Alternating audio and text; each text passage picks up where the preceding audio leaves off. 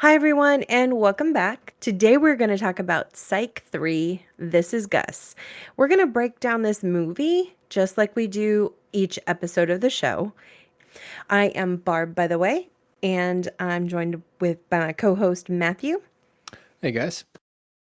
So before we get into the synopsis and starting the review, I just want to remind everybody that if you missed it, we posted at the same time as this. We released episode for season 2 wrap up.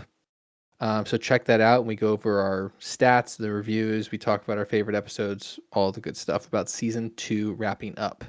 And lastly, we want to let everybody know that we will be starting season 3, dropping the first episode of season 3 on the 11th of January. But this episode is about Psych 3. This is Gus. This movie came out in November of 2021. It's written by Steve Franks and James Roday Rodriguez and directed by Steve Franks. Luckily, we got most of the cast back. I think pretty much got everybody back for varying degrees of time, but I was very happy they got everybody back. Barb, can you give us a synopsis of the movie? It's a big one. Absolutely. While preparing for the birth of Gus and Selene's child, Sean and Gus, who is deep in wedding plans, try to figure out who Selene really is and what she's hiding. Lassiter is struggling with what his future as a police officer will or will not be, and Chief Vic struggles with her family and work balance. Okay. Yeah, some heavy, some funny, a lot in there. So just to remind everybody, this ended or this picked up with what happened in the second movie where Lassie was shot and they essentially wrote in there his real life incident of having a stroke. So he's dealing with that, with the aftermath of he did really good in recovery, and this is him, back at work again. So in case you forgot what the second movie was about, that's where we're at, and that's why he's debating everything. I think we're ready to jump in and start watching. Yeah, let's All do right. it. All right, so we're starting in 8 seconds in now. We're getting the opening scene. I gotta say, I really do love how they did their Avengers mock-up thing, their Marvel thing. Oh, yeah. It Uh, was genius. they talked about it a lot with the whole comparing them to the Winter Soldier and Falcon and the Winter Soldier. And Hmm. I thought it was really funny that they did this. Yeah, It looks it so was good. it's great. And they got everybody in there. Okay, we're gonna start off the movie with everyone at the police station, and Detective McNabb is bringing in a suspect. Now, one thing we don't see is McNabb's partner. Mira Sorvino. Yeah. Yeah, they don't really explain her departure or lack of being here. Well, we don't get much police station this time in Santa Barbara anyway. Mhm. They think that they have the killer that they've been looking for, and Mhm. Lassiter is there meeting them on the steps of the Santa Barbara police station. So 1 minute 30 seconds in, this is where Lassie makes his debut. He everybody's focused on the guy, and then he's up at the top of the stairs, and he's like, "That's right, drink it in. I'm back." It's very weird to see, to hear him talk like that, and I thought it was amazing, especially the way they Yeah. used it in the trailer. I thought that was really good too. He's got a cane and everything. He's got the nice beard. Mm. Yeah, it's not lost at this point that you know that there is still a little bit of struggle happening, Yeah. and, because But we've talked about this but before. but he's He's doing doing so amazing. fantastic. It's Mhm. it's excellent. And they've worked it into the character too, which Yes, and helps it with the whole was thing. I have to tell you as a Psych fan forever, this this particular scene, like, it was very satisfying. I was really happy to see it. So, Yeah, that yay, that was Timothy one thing I Omenson. was very worried about when it first happened was like, Mhm. are we not gonna get the same Lassiter anymore? And I think they've done a great job here of adapting it. Like, it feels so good. Yeah, So, yeah. really does. Mhm. That was that was a little cheesy. It was. Yeah. Who's this guy? He's the chief of police. Love McNabb, but that was a little bit of a cheesy line. I feel like it Yeah. was supposed to be, but yeah. But I just love McNabb, so Oh my okay. god. It's a minute and 59 seconds in here. Lassie just says, "Your suspect has chest hair. I mean, it's child's play compared to mine." So at this point for me, like, I know something else is going on here Oh my god. because that is not something Lassie that never does Lassie would that. just say. Mhm. Oh god, and it's so crazy to see too. Alright, so we're 2 minutes, 20 seconds in here. We're gonna have a lot of stops in this one because it's just relentless. It's great. Essentially, Lassie is monologuing what happened loosely, and he says that it wasn't him. He's saying that he was framed by the lawyer, by the Yeah. guy's own lawyer. And then he goes into another rant about, like, it's an empanada, you wrap it in something, like, he completely goes off topic, and at this point, something's happening that As involves if the Sean and chest Gus. hair comment was not enough. Now there's food involved, and we When know it's Sean and Gus. when you talk empanadas, you know it's really gone. Mhm. Yeah. 2 minutes, 35 seconds, we learn why Lassie is talking about empanadas and chest hair. He has an earpiece in, and Sean and Gus are off to the side, hidden behind the bushes, and they are feeding him the wrap up of this case. Well, they're feeding them information about empanadas right now, but And Lassie's having a hard time knowing when to not and not like, when to talk and when not to talk. right. But the look on his face when he realized what he was saying. Well, cinematography-wise, I thought this was a great shot, how it, like, zooms into the side behind the plants on them, and we Yeah. get this great shot of them, and they are so back. They're so back. It feels just like old times right away, with the exception Yeah. of Dulay's hair that is throwing me off, and it will continue to throw me Oh, off. yes. But, James Roday looks amazing, Dulé looks amazing. It's just the facial hair and the hair, just all the hair on his head and face is throwing me off. What I also love about this movie is just like what you're saying. I like how this one takes place in Santa Barbara again. Yeah, not San Francisco, yeah. It doesn't feel the same in San Francisco. But anyway, okay, moving on.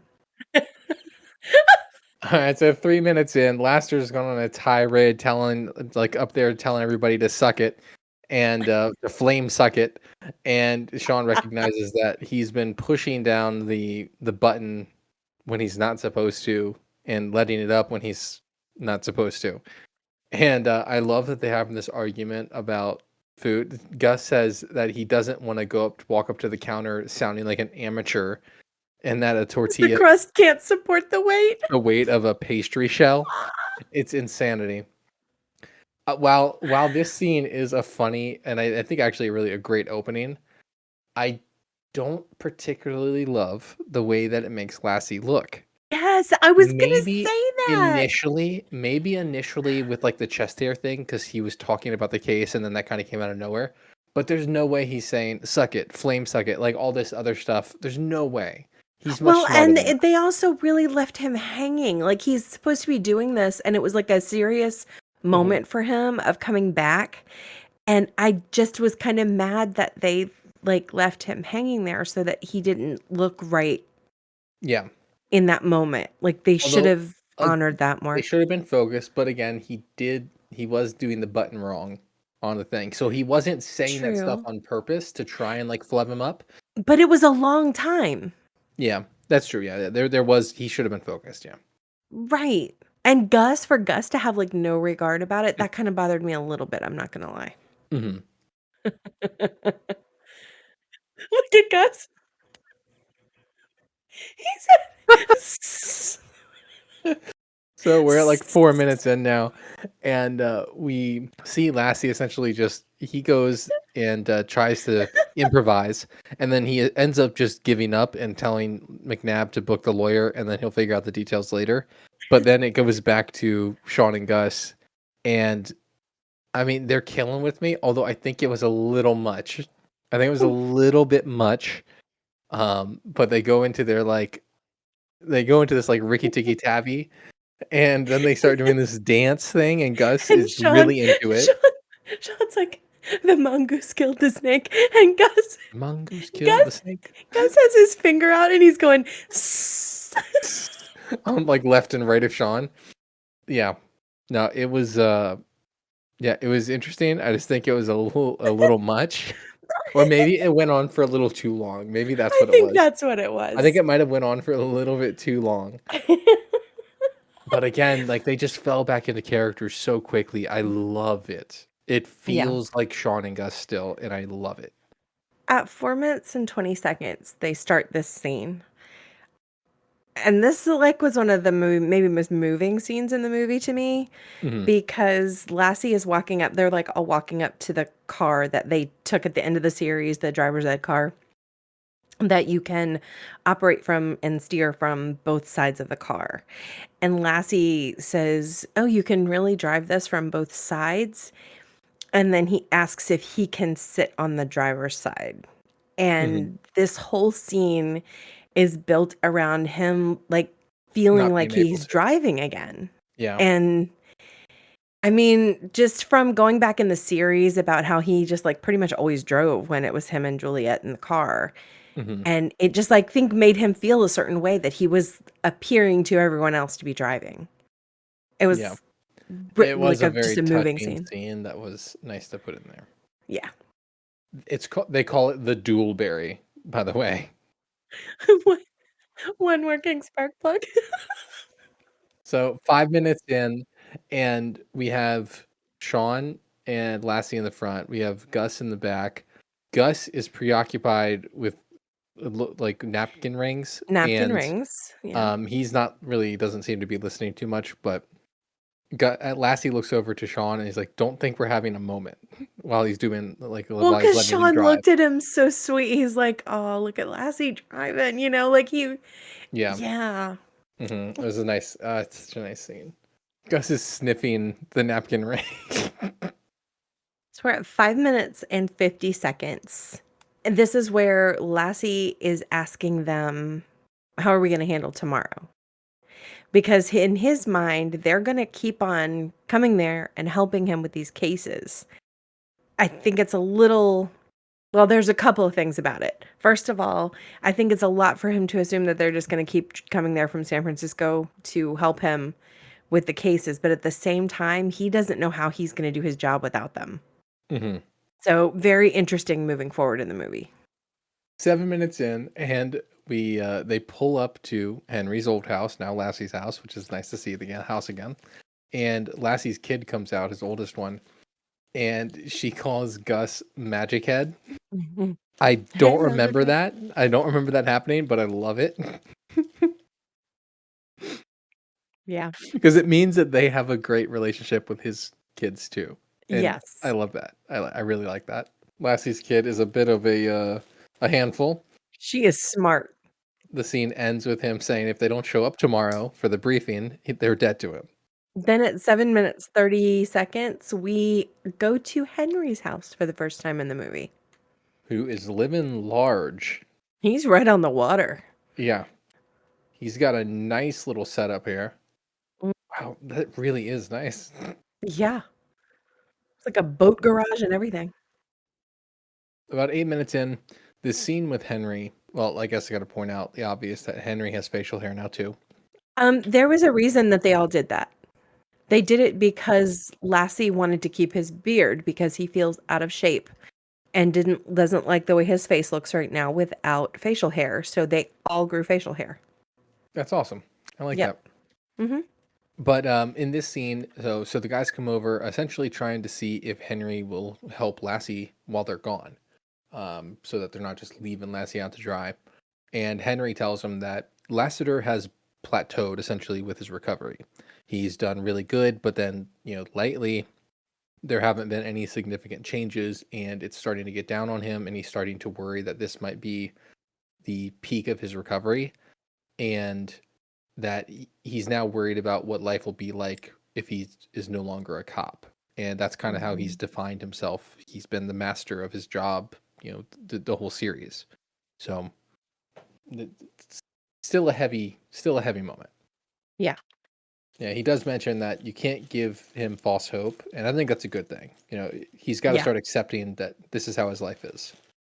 At 8 minutes 40 seconds, we see in true Henry fashion, Sean is telling him, "Hey, I've got my own issue," which is about Gus, but he kind of pushes his way in, and Henry does not want him in there for some reason. He doesn't want him to come in the house. So at 10 minutes in, I really love this part. It's a callback to a previous episode, and it is the guys show up to a store that's about like gender reveal stuff, For and babies. the name of it is Boom Boom Boom Babies, which is a callback to the whole thing he did with the was it the Boom boom scary, not muffins. Scary Sherry. No, it was Scary Sherry. Yeah, it was the Scary Sherry episode. Boom Boom Boom Muffins. Holy Ghost. Yeah. So I love the callback to the previous episode. That and Magic Head so far doing pretty good. So Gus has ordered a gender reveal box from this place. It's explosive. When Sean asks what it is, he's like, "It's an explosive," and he's very calm about it. And then the guy who made it and is delivering it is being very careful about setting it down, and then he backs away. Wait, he also has like muffin, or like oven mitts or something on his hand. Yeah, they're just they're Gloves. gloves. Yeah. And behind him, the graphics say "pal." Yeah, on behind him, it's just pow. Yeah, this is awesome. I do also like that Gus is carrying around the wedding duffel. It's in character. It's in character, and I love it. Now we're around the 11-minute mark, and the guys are at like a cake place.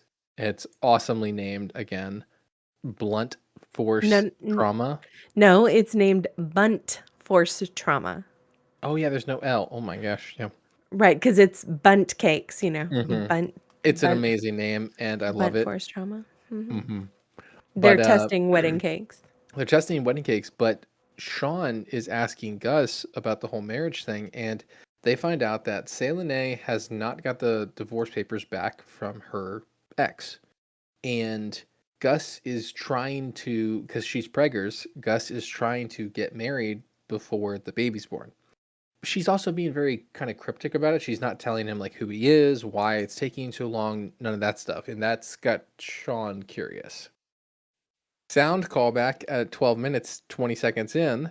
This is the same little transition sound that they used in Not Even Close Encounters, where we had Freddie Prinze Jr. Mm. I remember that. It's a very distinct sound. And at 12 minutes, 20 seconds in, we get our first scene with Juliet. Sean surprises her at the police station. Aw, I love them. A lot has happened here. We're at 13 minutes and 36 seconds. In this scene, we've discovered, first of all, that Sean wants Jules to help him run a background check on Selene's husband. Jules has made it clear that she doesn't want to do that because she wants a shot. Like, Selene has made it clear that she didn't want anyone to help out with that. Jules wants to honor that because she wants to be the godparent of Gus and Selene's child. She thinks Because it's her last chance because Selene is like her only adult friend. She doesn't want Sean to mess that up. And we also find out here something that just breaks my heart completely is that they have decided not to have kids. Sean and Jules have decided not to have kids, which hurts me. But at the same time, I'm going to say that I don't really think that Jules is all in on that idea. We'll see moving forward. What do you have to say, Matt? also want to mention that everybody looks amazing so far. Yes. Juliet looks amazing. Sean looks amazing. Dulé, Corbin, they all look Mhm. fantastic. Yeah, they So do. the whole cast looks great. I agree. So this scene ends with Sean trying to be like nice and make Juliet feel better because Supportive. she's revealed, right, supportive. She's revealed that that the decision for them not to have kids is feeling very final, and it's obvious that she's not 100% on it. And Sean is trying to be supportive and tells them that like they can open the discussion back up, they can talk, they can still do it if they want to.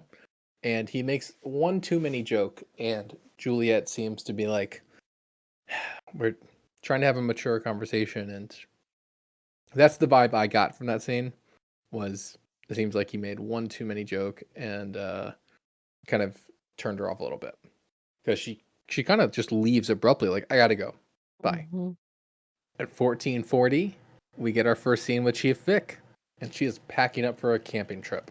So Sean has come to the chief to get her to run a background check on Selene, and she abruptly tells her no.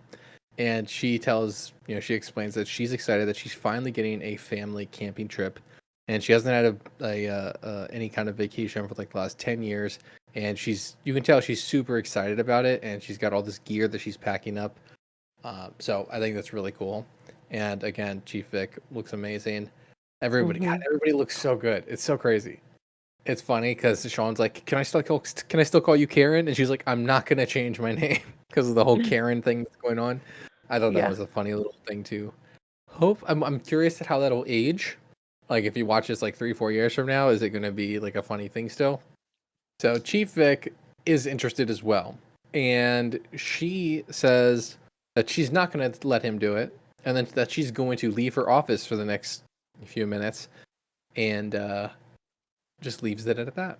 So Sean gets to use her machine. 17 minutes in, and we are at the theme song. And they've done a great job here of pulling from movies, from the show, all of it. I kind of wish they would have used a more recent Timothy Olmstead, like image or shot. 18 minutes in, we got Woody. She tells Karen, "Don't be a Karen, Karen." So it should be noted at this point, in case you forgot why Woody is being prosecuted here. In the last movie, he pretended to be a doctor and kind of just like broke into the hospital that Lassie was that the Lassie was in. So apparently, that prosecution is going forward, and he's just as crazy as ever. At 20 minutes, 45 seconds, you can see how bad the chief is really upset. Like, Woody not being there on time has pushed the case back, and she's gonna have to wait an extra day to go on her vacation. She's talking to her husband, and you can tell that it's really weighing on her. She is really not doing well with not being able to leave and go. Like, she just wants to go. hmm I love that we got Woody back, but I don't love how they're implementing it here. How they're making him a bad guy. Well, I also don't like that it was such a small part of the story. Like, that's the only time we see him in the whole movie. Yeah, yeah, that's true. Although, Uh, does he he really does get? not come back on. He doesn't come back in at all. No, not in this movie. No, he doesn't come back at all. All right, so 21 minutes in, we're at the double date at the restaurant. I love how Juliet tells him to tighten it up. Mhm. Sean excuses himself to the bathroom, and he's able to take Selene's purse with him. And he goes in there and he just dumps it all out looking for something. This is the start of my favorite scene in the movie. Agree, this scene is insane. 23 minutes in, Gus walks into the bathroom. He discovers that Sean has been going through Selene's purse. He's been a little bit crafty because he sort of made his own solution to see, in the wallet, The window. the window. And sometimes the ID will stick to it and leave like the markings of it, of whatever was in the window. And he has found another address, like some more From a information. different driver's license. Right. And Gus walks in on him. Yeah, and by the way, as he's like doing this, he has no pen and paper, so he's using her lipstick to write it on the mirror, Ugh, which so is gross. very strange. It's gross because it's her lipstick, but also it's like, what was his plan here? To clean this up I afterwards, don't or know. And probably if he'd have looked a little deeper in the purse, most women have a pen in their purse. Hmm. Just saying. He's told Sean now to drop the case or he's gonna have to face the consequences. And we are about to see what the consequences are. I do love how he brought up the fact that most of the women that Gus has dated over the years have been murderers or criminals. Poor He's Gus. like 50% of those people I was correct on. Mhm. I do like the play that they have here between the women sitting at the table and the waitress talking to them. about the sophistication level and whatnot, about the guys. And then you cut back to the two of them acting like 5-year-olds, beating each other up in the bathroom at the same time. Yeah, and they cut back and forth. I think this was actually a really fun scene how they do this. Yes. Mhm. And some of it looked pretty painful, I might add, like, face into a brick wall, not good. And now Sean is crawling among underneath the floor of all these bathroom stalls. Ugh. He slid along the entire floor. It's really so gross.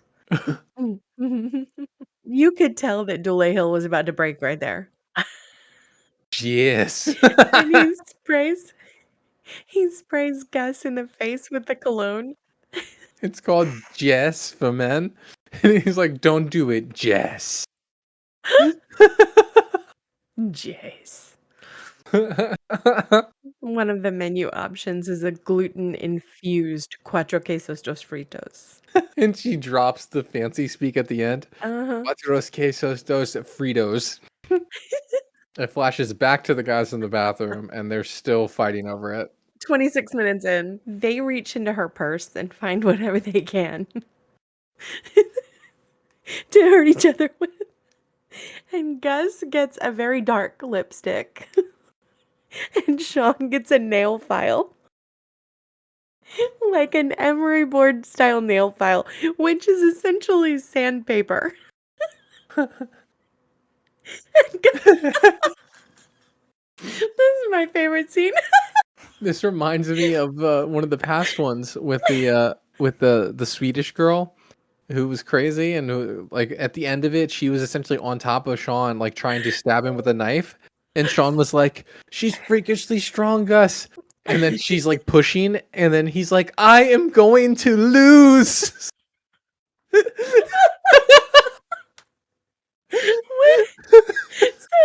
okay, now you see Oh, Gus I is, love like, that writing Sean's face with this dark red lipstick that is really not gonna come off well, and Sean Sean starts filing Gus's head. His forehead is gonna be so burned.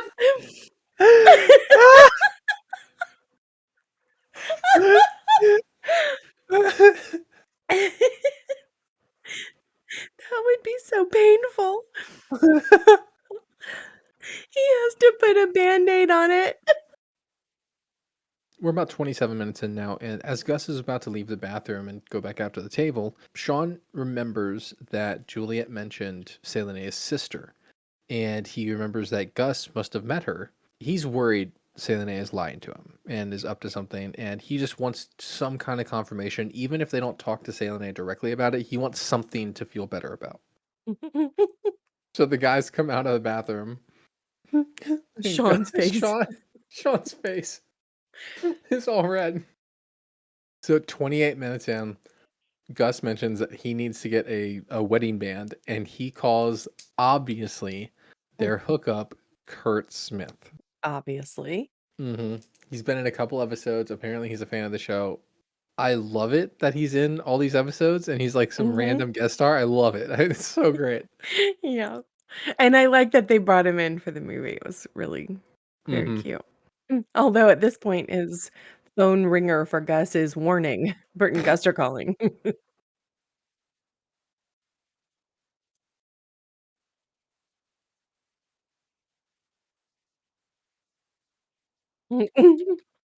Oh my god.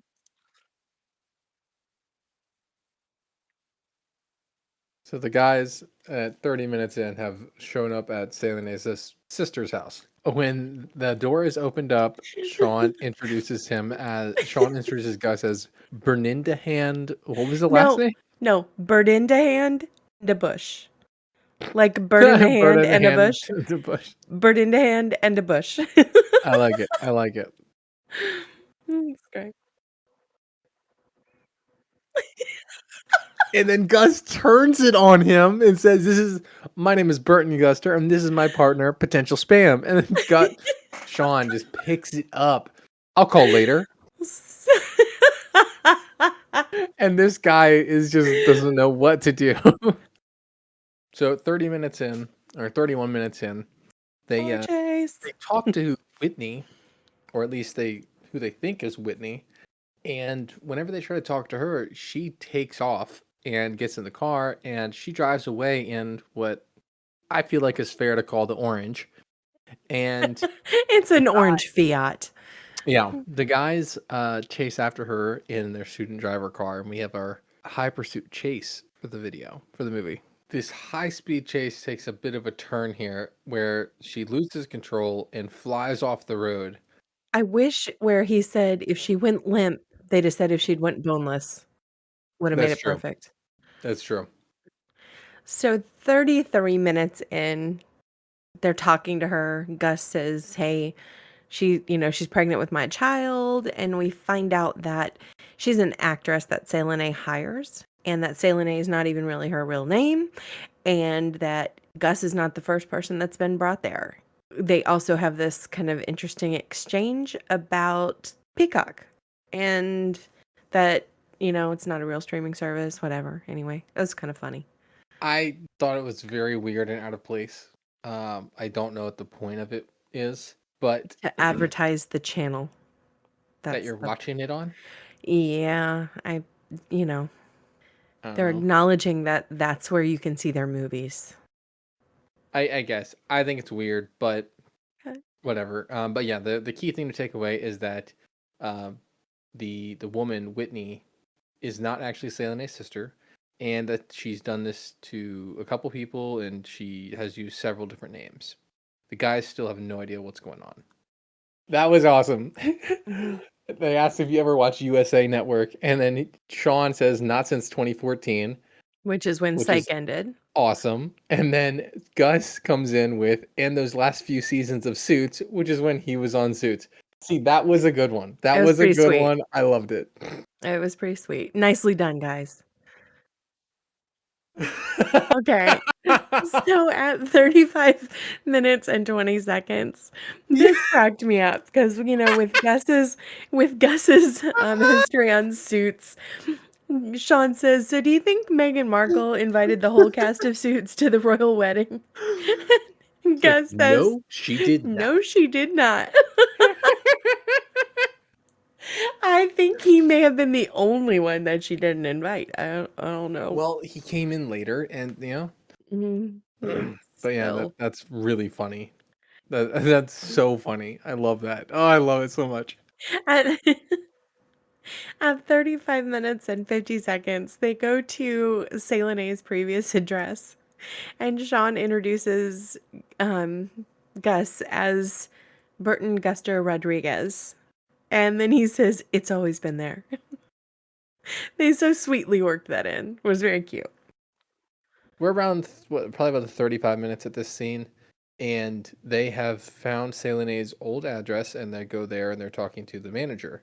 In this scene, we find out that Selene and her husband or fiance at the time was living there, they said a few years ago, and they just up and left randomly, left all their stuff there, and they just disappeared. And they didn't get much else out of her. The woman was not very interested in talking to people.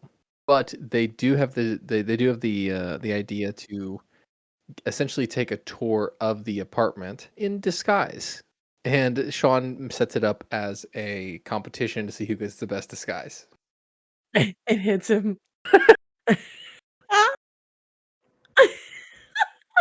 No, that's my favorite line from the movie. He said, he said, "It's part of my reality now." Oh my god, he really does look like Oh, him. it's ridiculous how much he looks like him. That's really funny. Okay, so at 38 minutes, they come back with their disguises, and Gus was it Willie Tyler? Willie Tyler. Who is a ventriloquist artist, and Gus is not good at ventriloquism at all. No, you can see But his lips move constantly. Sean comes back as Rob Zombie, and they have this little interaction where he's like, "You look nothing like Rob Zombie," and then he's like, "Are you kidding me? Look at my face. This I look just like him." No, Gus's eyes. Yeah, Gus's eyes he's being a smartass at first, but then he really gets a look, and then he's like, It hits him. "Oh wait, You can see it you hits him. Did you know that you look like Rob Zombie? And then Sean says, "It's part of my reality now." That is a great line. It's part It's of my reality. awesome. And they have great costumes. And they do the slow walk in. It's so good. Sean's got the tattoo sleeve on and everything. It's funny. We're about 44 minutes in, and after they thoroughly search the apartment, they have found in the ceiling an old ammo box, and inside of it was a pistol and several IDs for both Selene and her fiance. So at least now they have a picture to go off of. Right. And possible names. Yeah. And we're back at Henry's house at 45 minutes. Yeah, Henry's checking on the IDs and letting him know if they're real. Gus, maybe you should consider that your lady picker is broke and you should move on. He does not have a good track record. No. So 45 minutes and 50 seconds, the guys discover that what Henry was trying to keep them from is that he's building a crib. And Sean immediately assumes that Henry's having a baby and says, I will not I will not share my inheritance with this demon spawn. You're having a kid at your age? And then Gus Gus is like going right into congratulating him, and it's too funny. What an assumption. Hmm. Oh, it's amazing. Oh, I love it. Henry's so great. But he does tell them he's not having a baby and that he was actually making this for Sean and Juliet, hoping that they would have a kid once they see Gus in his. In this scene, we also learn how hurt Henry is to know that they're not having kids. He says they'll obviously have to reconsider that. It's like he has to have grandchildren. So a little bit after 48 minutes, we get really kind of into the chief's story in the movie a little bit. So Selene and Jules have found her out in the woods, and they find out that her family has left. They didn't want to do another vacation without her, so she just went on the vacation by herself. She's upset, like it's a whole thing. So they've got a lot to unpack here. You Now, can did they mention at all why they're out in the woods? Selene and Juliet? They went to find her. They went to They were looking find for. Oh, okay. I was like, Yeah. why are they out in the woods? I No, completely they missed that. went to get the chief because she said, remember in the police station, she said they're gonna need backup. So they went to get the chief. It's interesting too because she realizes that what she needs is to get her mind off of things and solve a case. Hmm. So now they confront Selene. Yeah, do something she's good at. Right. So they confront Selene and kinda get information from her. Gus jimmies the lock open in a very awkward way. Awkward way. Yeah.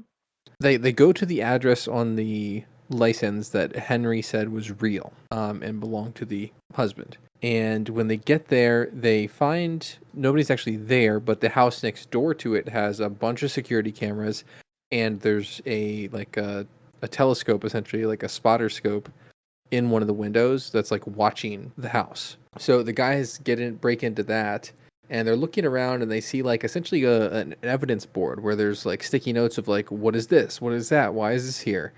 And it pieces together a image of like somebody who's trying to solve some sort of crime or figure something out. Sean seems to be less worried.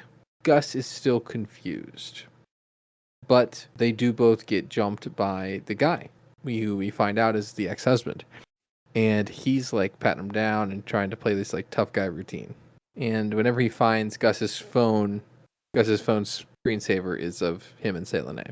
So they do find out from the husband that he's here trying to figure this out, and um, he is trying to keep Selene safe. And that's why they aren't together now, is because of something that he got wrapped up in.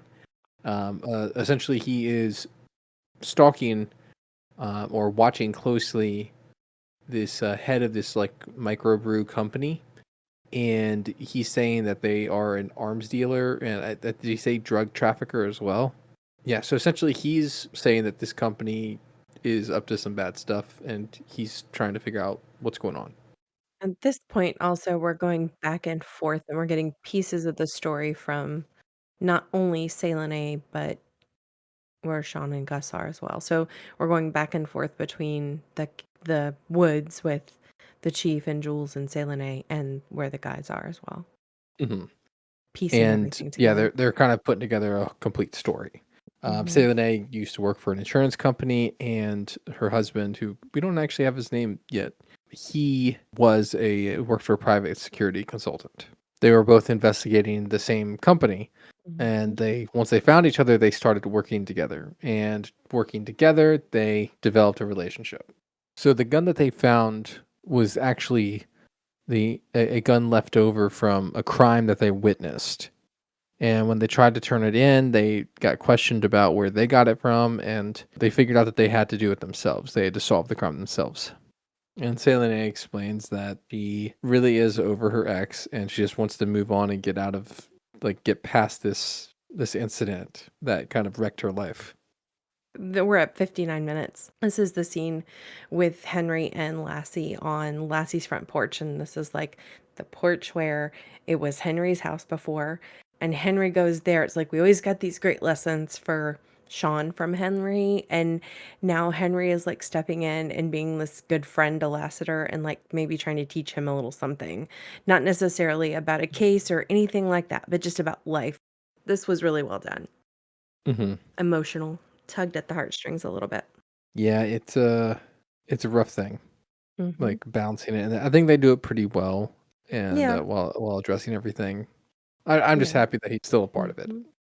And it makes me wonder what the future holds. Like, what is gonna happen? What are they gonna do in future movies? How are they gonna handle it? I'm a little bit worried because I don't know if it was in the beginning or if it's something that I remember from later on in the episode, but Mhm. there was some statement about like people coming for his job essentially, and I swear there was something about McNabb. I really hope that McNabb does not come for Lassie's job. Well, I don't well, he said it already when they were in the car. He said that they're coming for my job, like, they're Mhm. swarming. They're Yeah. swarming, and he's like, "McNabb? McNabb is coming for your job?" Like, I I don't know that McNabb would necessarily come for his job, but I think the Mhm. powers that be might wanna put somebody there. I mean, it might be a So good thing for him to just, move on past it. Just to, right, but in what accept it. capacity will he then be on the movies moving forward? That's what I'm wondering about is, like, what they're gonna do to keep him in the storylines. So, Mhm. I'm sure that they will. There's no way they'd move forward without Tim Amundsen for sure. Like, that is not even a question, but I'm just very curious how it's going to happen. Yeah. So, I mean, we'll see. We'll see. It's a good scene though, really good scene. Mhm. So this is strong at an hour in at the cabin where Sean and Gus are with Selene's husband. And he's like, you know what? You guys help me solve this and end this, and I'll let her go. Which was an interesting little twist there. Yeah, we still don't know his name. I know, I know. So Henry tells Lassie at an hour, 2 minutes, like 45 seconds, you do not want to sit on this porch for 20 years trying to make up for lost time. It was such Yeah. a, like, this whole scene, I just Well, can't. Lassie had a great little scene with his family. His daughter was there reading a text Mm, from his wife, and it made him realize just they are the thing that he needs to live for, not his job. right. And even though he might not quite be there yet, like ready to give it up yet, like he at least recognized that. And Henry was there as a perfect example of somebody who focused too much on work and lost his family because of it. And sometimes it's about recognizing how blessed you are, even Hmm. in the midst of something bad. And I I just can't help but feel like there are so many parallels from this scene to what Timothy Omenson must have been going through during this whole time. Like, I feel like there are a lot Yeah. of it had to be a very difficult scene for him to film even Hmm. given what he's been trying to get through because, like, even in his own life being an Very actor. personal. Yeah. Right, right, right. It like, he's an actor, and that's how he's sort of identified himself all this time, and, like, thinking that he might not have been able to do that anymore, or even looking at this, he's not able to maybe do it in the same way, but he's still doing it, and he's still good at it. Hmm. And so it was a really emotional scene. I'm so glad that they worked it in amid all the humor that we have in this movie. It was really well done. I Yeah. Really like how they did this. Hmm. I agree. Plus, we got our Henry lesson for the day. Yes. Good one, too. It's exactly what Lassie needed to hear, too. I'll also add that I love this that his daughter is hysterical. All right. So, 1 hour, Mhm. 5 minutes. They were talking to Alan. We found out his name. I'm pretty sure they haven't said it up until that point. But we found out that Alan has a plan. Essentially, there is a ledger in the guy's safe room on the premises that has all of his criminal bookkeeping in it. Mhm. And he needs the guys to essentially break in with him. He's going to go to the safe room and he needs them to shut off the power so that he can get into the safe room. And the guys are doing pretty good so far. Then they split up now to go and find the power switch. In the meantime, we were getting flashbacks between them and also Juliet, Selene, and Karen. And they spoke with Henry, and they now know where they are based off of Henry telling them what city they were in from the driver's license he found.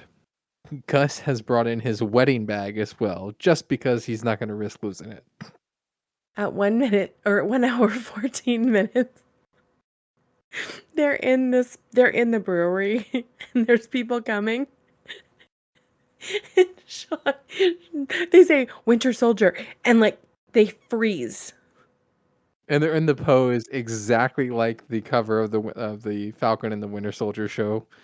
Um, And s I don't and the understand, guys though, just like run right past yeah, them. they don't even see them. Yeah, it's awesome. At the same time, Karen and Juliet are approaching the site when they see all the security guys running around, and they hear a gunshot from somewhere inside the building. Around 1:15, they come across a body in the room, Clearly has a bullet hole through his head. and they recognize him from the paper as the Bull. Somebody just shot the guy in charge. The guys are panicking too because he wasn't supposed to be here. He was not supposed to be here on the weekday. On the weekend, I mean. Then Decker comes in. Alan, the husband. We learn also that Decker's gonna frame because like, he killed the bull, and he's now gonna frame Sean and Gus for that murder. Mm-hmm. And he does, through their banter, Alan does tell them that the marriage to Selene was not actually real. Yeah, because his cousin Nipsey did it. Yeah, his cousin Nipsey did. He's like, his name's Nipsey. What do you think? He's not a real minister. Funny. So Gus is actually in the clear to, go ahead and get married to Selene if he makes it out of this. Gus is still wanting to know what her name is. And we learned that her real name is Kareem, like Kareem Abdul-Jabbar.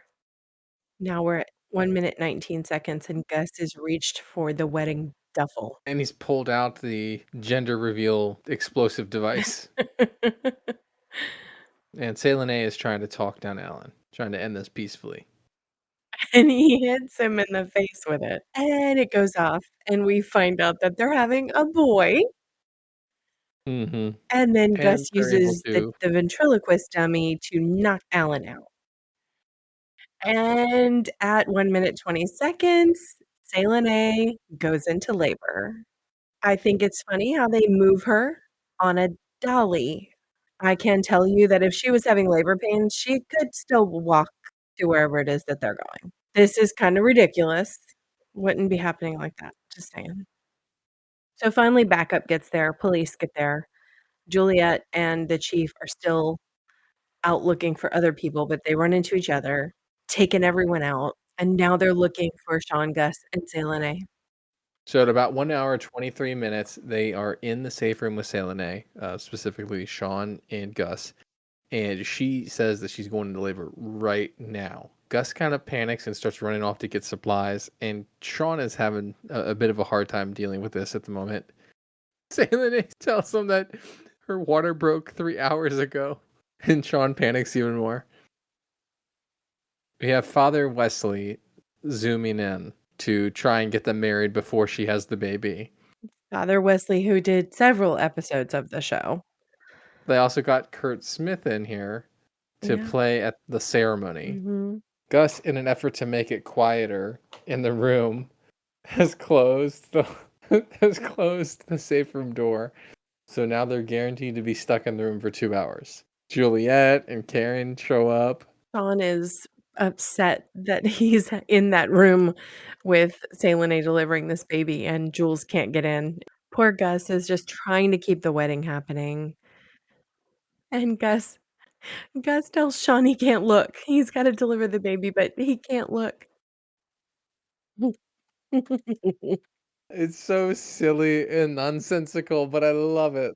So, at 1 minute and 29 seconds, Salome is delivering the baby, and Sean is freaking out because it's like, "It's in my hands. It's in my hands." The fire department finally opens the door, and everybody gets in, the paramedics and Jules and the chief, and everyone's freaked out. School It's of childbirth is all over my hands. oh, Sean is clearly traumatized. Oh, and they have a little baby boy. And we learn now that Decker got away. Sean really wants to wash his hands, His head was so heavy, and and his his body was so light. Oh, and then Jules, it's the moment she's been waiting for. They know that they're godparents. Oh, and Jules pushes Gus right out of the way. And at 1 hour, 32 minutes, and the music starts, and we see the beginning of the video. This this video, Kurt Smith has started Wham!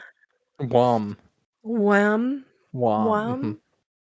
And they're starting this parody video based on the video from Wham's Last Christmas, and they did a great job.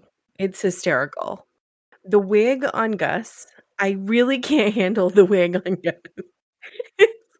I've never seen this before, so, like, I've seen a clip of just, like, 1 or 2 pieces of it, They You need but to I don't watch the whole understand video. this. I don't understand it. You would understand it if you watched the whole Wham video for Last Christmas. It's like 5 minutes, and this is such a great parody of it. Sean's mullet and Henry's hair. It's very funny. Like, Last Christmas, previous holiday. So, it kind of ends abruptly with that. And, we do get a Marvel-esque post-credit scene, which is in Yes. a dark room, where Oh, you develop film, and Alan Decker is in there, and he has pictures of it looks like Gus, Salene, and they're, like, pushing the kid around. he's been following them. He's got a whole room of these pictures, like, it's freaky. So they do give us a good, setup for another movie. Right, absolutely. That's like, yay. They give us another setup for our movie. Super exciting. And you know what? I wonder too because the 2 and 3, there was only a year between them. So I'm Mhm. wondering if they're gonna try and kinda keep up this schedule of maybe trying to do 1 a year. That would be really great. I mean, as long as they keep getting people to watch them, I think we're good. Yeah, but there So, was such a long time between, and I don't know, I guess maybe part of that was waiting because of Tim Omundsen's, stroke. Maybe they were yeah. trying to wait between 1 and 2, but between 2 and 3, there was only 1 year. So I'm kind of hoping, I mean, let's be honest, as slow as things are on streaming services, you watch a show on Netflix, you gotta wait over a year to get the next 6 episodes, it's stupid. But it's no different than that. I mean, you'd wait a year for it. That's like you at least get new content every year. It would be great. Yeah. So, Yeah. okay. Hopefully we get our 4th. Yeah. All right, let's talk about our general thoughts about the movie, Matt. What are your general thoughts on the movie? I I really enjoyed it, especially comparing it to the previous movies. It's Mhm. definitely my favorite over 1 and 2, and Mhm. maybe we'll have to do, like, a review on those later. But, yeah, definitely comparing it out of the movies, it's the best movie so far. I really liked, there were a few times when there was, like, a bit or something that went on a little too long, and it was Mhm. funny until it was like, "Oh, now it's too long." And there was a couple of jokes that didn't quite land for me, but in general, I thought most of it was funny. There was a lot of fan service that was good to the characters, Mhm. and it played really well. I'm not a fan of how they involved all of the actors. I there are some things that I wish that they kind of did a little differently to give more people screen time and maybe Woody involve and more of the McNabb for case. sure. Yes, specifically those two. Yeah. I like that they got Father in there. But, like, I felt like he had a better part than McNabb even did. Yeah, So, yeah. and I like how they got really good moments from Henry. I was really happy they got Henry, and I didn't like Henry in the second one so much. He had this weird thing where he was all like hippie. So I'm glad that we got some like real Henry in this time. So Mhm. yeah, I would I agree. really enjoyed it. Now, if I was giving it a pineapple rating against all the episodes, I unfortunately it's not like Well, my we're not favorite to the episode of pineapple Psych. episode we're not to pineapple ratings yet, I so know. I'm just saying my let's general hang in thoughts there. is it's a different format between the shows and the movies, so it's a little Mhm. hard to compare them. But there was lots of great Yeah. things to love with this one, and I think any Psych fan would enjoy this. I have to agree. I think it's definitely the best of the 3 movies, Hmm. and I like that it really had, like, the Psych feel to it. They were back in their old stomping ground in Santa Barbara for a lot of it, and that felt good.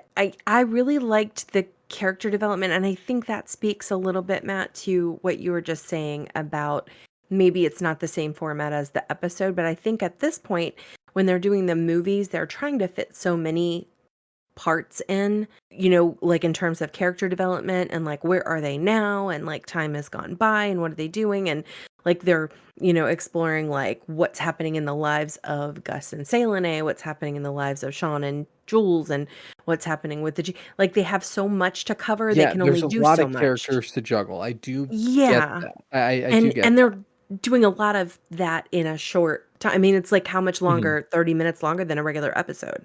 Yeah. Now well, no, it's I probably think a little more than 45, that because of 45 'cause of minutes. commercials, so, Mhm. so really it's like a double episode, they're just having to fit so much in, but I think they did a really good job of it this time, we got a lot of humor, we got a lot of heart, it was a great mixture, you got some parody, they're really good Yeah. mixture of things and a lot of throwbacks to the series, which was really nice because I did not get that feeling at all Mhm. from the last one. Yeah. So, and the last one was very, very heavy. It was nice. The light feeling of this one was fantastic. Yeah. Loved it. Yep.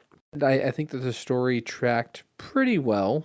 Yeah. I didn't think there's a lot of plot holes there or anything like that. Mm-mm. So yeah, I think it was really well, and I think it'll hold up for quite some time, especially being the best movie. I agree. I really would like to see them next time work on a different type of case, something a little more similar than what they used to do. Mhm. I really kind of like when they all come together like that, and I think it's time to bring it back to just from them to maybe bring some sort of outside case really into it. This time it was still so related to them with being a Selene's past. I would really, really like to see them do something outside of it again, Yeah. but that's just my perspective from a case standpoint. Mhm. Did you have any of our regular points like an "oh yeah," a "come on son" or a "wait for it" moment?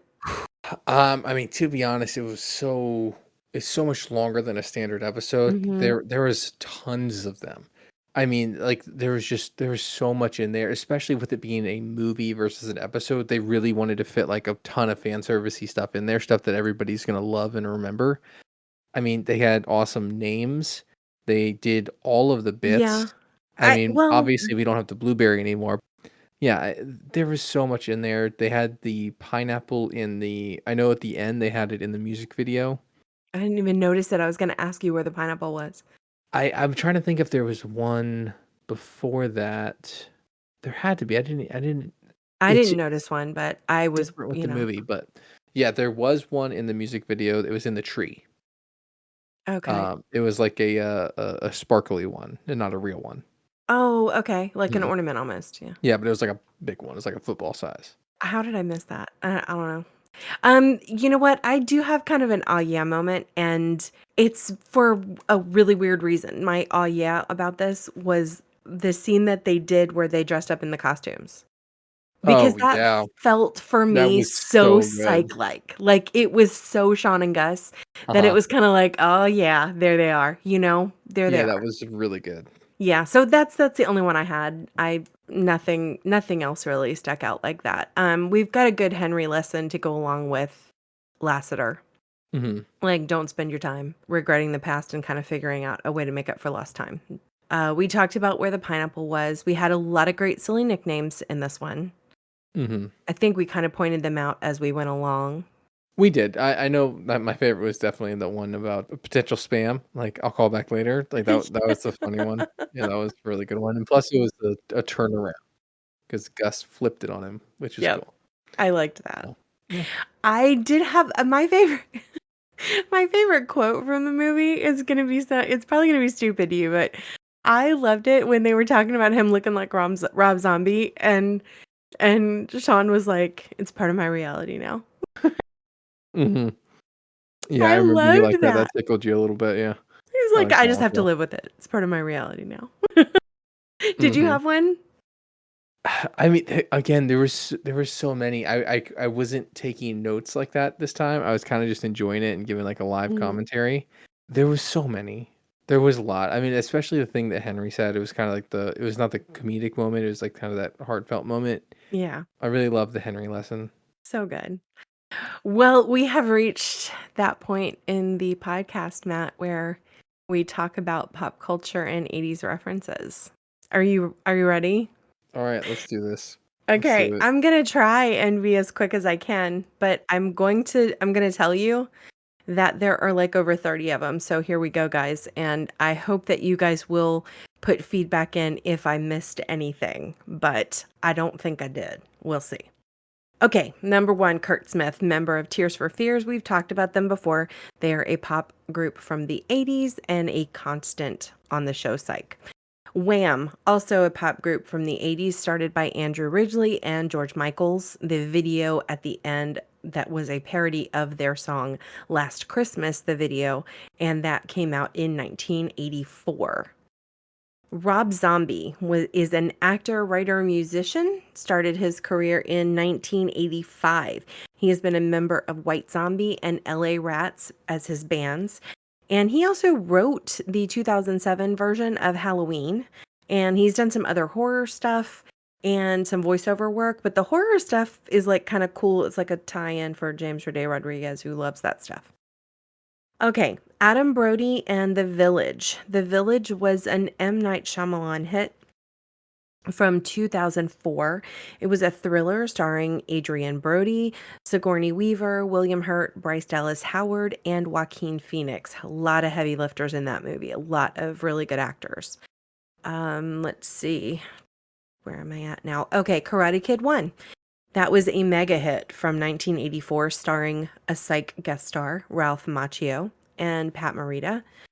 The next one was Phil Collins and a movie called Buster. Phil Collins is very, very known as the singer and drummer from a band called Genesis. He wrote songs for Disney movies like Jungle Book, for example, the You'll Be in My Heart song. But he was also in a movie called Buster from that came out in 1988. Anyway, he's classic though as Genesis. InSync hot dog stand they referred to was a hot dog stand open in a mall in Orlando, Florida. But it really wasn't like all the members of InSync. It was done by Joey Fatone, and it was called Fat Ones. And they also had Italian ice and hot dogs, things like that. I think it's still open.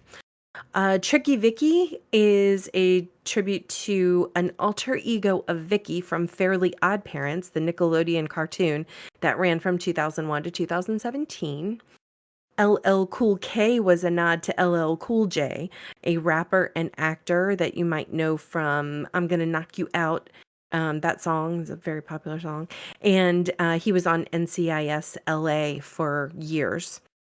Gilmore Girls was an awesome mother and daughter TV show that it's an hour-long drama starring Lauren Graham and Alexis Bledel, ran from 2000 to 2007. Kool and the Gang is a pop R&B group that started in 1964. They still exist today. They still tour today, and they have had 28 total past and present members. We went on to hear a Kool and the Gang song, Ladies' Night from 1979. We talked about a few actors, Harry Belafonte and Daniel Kaluuya. I can't say his name right, but both just famous actors. The Daniel Kaluuya from like Get Out and Black Panther. Prince, I hope we all know who Prince was, the famous musician. Little Red Corvette, Purple Rain, yeah. Indy, The Last Crusade, that is part of the Indiana Jones franchise. That particular movie was from 1989, starring Harrison Ford. Willie Tyler was an actor and ventriloquist that got his start on Rowan and Martin's Laugh-In in 1972, and he is throughout the 80s was on a ton of different shows as like a guest star. Lamont from Sanford and Son. Lamont was played by Demond Wilson, and the show Sanford and Son starred Red Fox along with him, a famous comedian, and that aired from 1972 to 1977. Beowulf was referenced. It's an Old English epic poem about battles of Beowulf in youth and old age. It was incredibly boring. I hated reading it in school. Urkel. That's a reference to Steve Urkel, played by Jaleel White, who guest starred on the show at one point. And the show he was on was called Family Matters, and he played Urkel. That went on from 1989 to 1998. Also had a reference to Animaniacs, which was an animated series dating back to 1994. There have been several iterations of it. Sleeping with the Enemy was a 1991 movie about an abused wife starring Julia Roberts. Very, very good movie, thriller. Sicario, a 1994 movie about an FBI agent and the war against drugs that starred Josh Brolin, Emily Blunt, and Benicio del Toro. They referenced Berger breaking up with Carrie on a Post-it note that refers to Sex and the City. That ran from 1998 to 2004. The Berger character was played by Ron Livingston, who actually plays a character in James Roday Rodriguez's new show, A Million Little Things. And he broke up with the Carrie character played by Sarah Jessica Parker on a Post-it note. It was like a big thing back in the day. Gran Torino was a Clint Eastwood movie where a vet tries to reform his neighbor. Moon pie is a very famous treat. Graham cracker covered cookies, marshmallow in the middle, chocolate flavored coating. And I say chocolate flavored coating because it's not real chocolate. And that originated in Tennessee in 1917. Very, very old thing. Ted Nugent is a singer, songwriter, guitarist, and activist. Performed in bands like Damn Yankees and the Amboy Dukes and a couple of others. He was also the head of the NRA for a while, so I thought it was kind of funny that Lassie liked him, his love of guns. Anthony Lapaglia, he is an actor known for Without a Trace, the TV show, Empire Records, and So I Married an Axe Murderer, and also Frasier. Aha, Take on Me was a 1984 song and really cool video that was so popular by that British band Aha. Kim Basinger is, in fact, an Oscar-winning actor. She won an Oscar in 1997 for LA Confidential. She's also known for movies like Blind Date, Real McCoy, and 8 Mile, and Wayne's World 2, rather, and Cellular. All pretty decent movies. Jeff Dunham is a popular ventriloquist and stand-up comedian. Famous, he has puppets that are pretty famous, like Walter, Ahmed, and Bubba J. Alien is mentioned here as well, and Nostromo. Am I saying that right, Matt? Nostromo. I think it's Nostromo. Nostromo. Okay. And Prometheus. Those are all references from the Alien series, which started originally in 1979. Little side note, they're developing a TV show of it right now. Robin Hood, Prince of Thieves is mentioned. That movie came out in 1991, starring Kevin Costner and Morgan Freeman. Really good take on Robin Hood. And the last one I have here is Val Kilmer and At First Sight. That is a 1990 hit movie about a blind man, and that was played by Val Kilmer, whose girlfriend pushes him to have an operation to give him sight. Interestingly enough here, Val Kilmer was also known for Top Gun, Real Genius, and The Real McCoy with Kim Basinger. And also, he was in the last episode of Psych, and His co-star in At First Sight was Mira Sorvino, who played the detective at the end of Psych that chose McNabb to be her detective partner. They worked in a lot of people in their pop culture references that were actually on the show at one point. We got Ralph Macchio and Val Kilmer, Mira Sorvino, Jaleel White. Like a lot of their references here went right back to people who guest starred on the show, which I thought was kind of cool. Mm-hmm. Way to bring it home. Yeah. Yeah. So lots and lots of pop That culture was a references. doozy. Yeah. I think I tried to go through it pretty quick, but yeah, a lot. Anyway. Yeah. So I think that pretty much wraps up this episode. On the next episode that we release, we will be discussing season 3, episode 1, called Ghosts. Yes, and that will air on, or that'll be released on, and that will be released on January 11th. So still following the Tuesday format going into the new year. So look out for that. We're excited to get started with season 3. Yes, you can check us out on our Facebook group and subreddit group. You'll find those links below. And we are very happy to finally be through season 2. It was a great season, and we're happy that we finally got around to doing the Psych 3 review for you guys. And we hope you guys enjoyed it. Yep. Don't forget to send us your comments, questions, or theories at our email address, thepsychpodcast@gmail.com. And until our next episode, we hope you guys have a great week.